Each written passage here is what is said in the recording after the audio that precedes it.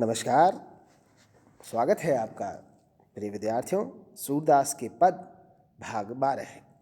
प्रिय विद्यार्थियों, जैसा कि आपको ज्ञात है कि हम क्रमशः आपके पाठ्यक्रम में संकलित भ्रमर गीत के महत्वपूर्ण पदों की व्याख्या कर रहे हैं।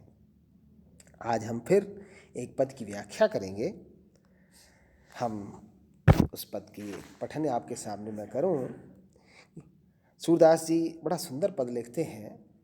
वे लिखते हैं कि हमसो कहत कौन की बातें, सुनी ऊधो हम समझत नाही, फिरी पूछती हैं ताते, को नृप भयो कंस किन मार्यो, को वसुधो सुत आही, दिन प्रति जात सहज गोचारन, गोप सखाले संग, बासर गत रजनी मुख आवत, करत नयन गति पंग, को व्यापक पूरन अविनाशी, को विधि वेद अपार, सूर व्रथा बकवाद करत हो, या ब्रजनंद कुमार। बहुत सुंदर।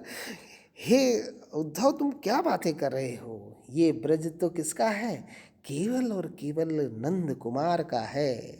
नंद के कुमार श्री कृष्ण का है। यहाँ पर तो चर्चा सिर्फ और सिर्फ उस कन्हैया, उस कान्हा, उस कृष्ण की होती है। तुम पता नहीं कौन सी बातें लेकर के आ गए। प्रिय विद्यार्थियों, हम थोड़ी सी प्रसंग की बात करें। जैसा मैंने कहा कि उद्धव ब्रज पहुंच गए हैं श्री कृष्ण का संदेश लेकर।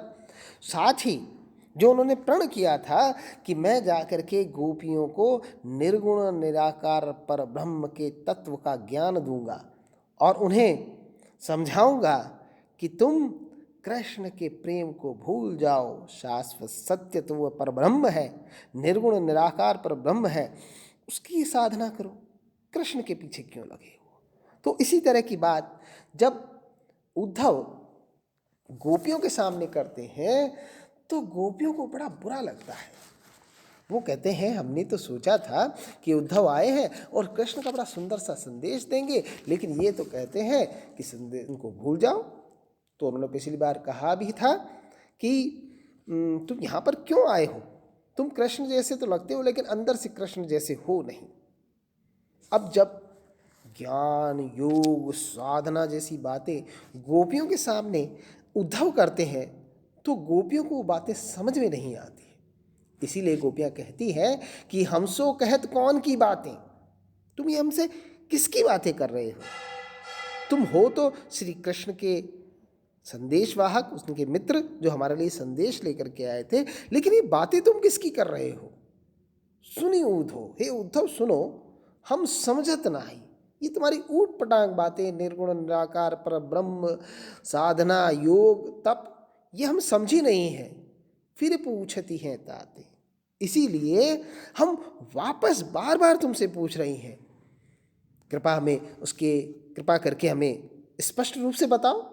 और वे बड़े प्रश्न रखती है कि निर्गुण निराकार पर ब्रह्म की जो बातें कर रही है, बेचारी ग्वालिने गोपियाँ वो समझती नहीं इस बात को।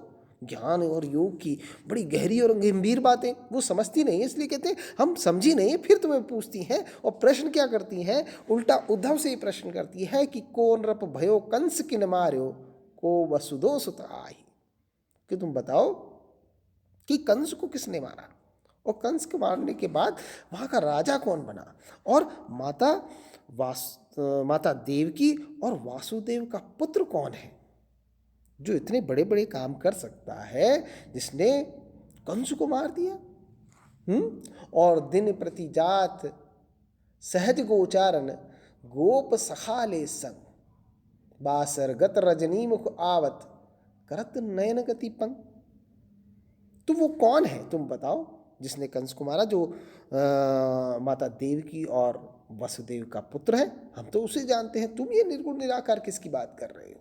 हम तो उसे जानते हैं जो दिन प्रति बड़े ही सहज रूप में हमें दर्शनीय है, जिसके हम दर्शन करते हैं, और वो गोचारण के लिए, गौं को चारने के लिए गोप और ग्वालों और सखाओं को लेकर के जाता है, और बासरगत शाम होने पर, संध्या होने पर, रजनी मुखावत पुतने संध्या होते ही पुनः लौट के आता है। और जब वह आता है, वह छेल छबीला कन्हैया जब हमारे सामने आता है, तो उसको देख करके नयन गति पंगु, हमारी नयनों की गति पंगु हो जाती है, स्तब्ध हो जाती है। उसके अपार सौंदर्य को देख करके हम आनंदित हो उठते हैं।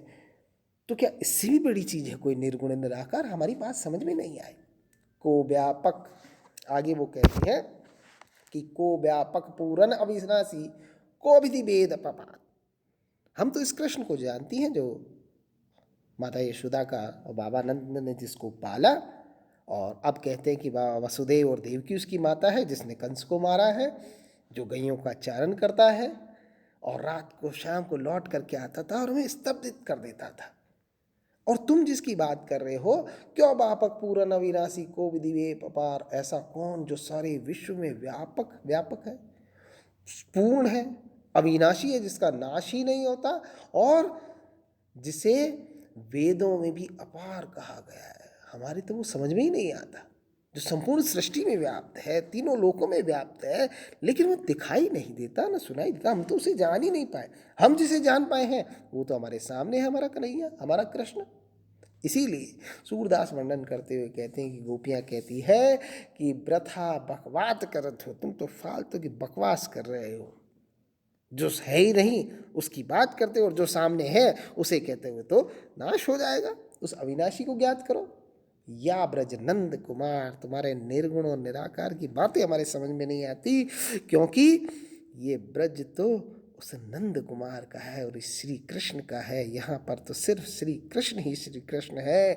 तुम्हारे जो व्यापक पूर्ण अविनाशी और जो वेदों में जिसका पार नहीं बताया गया है, उसका यहाँ कोई लेना देना नहीं है। हमारे यहाँ तो ब्रज में सिर्फ श्री कृष्ण ही कृष्ण है, और कृष्ण की बाल लीलाएं हैं, कृष्ण का सौंदर्य है। हे उद्धव, तुम्हारे बताए हुए उस निर्गुण निराकार व्यापक ब्रह्म की बातें हमारी समझ में नहीं आती। प्रिय विद्यार्थियों, आज के लिए इतना ही। अगली बार हम फिर उपस्थित होंगे। तब तक के लिए धन्यवाद।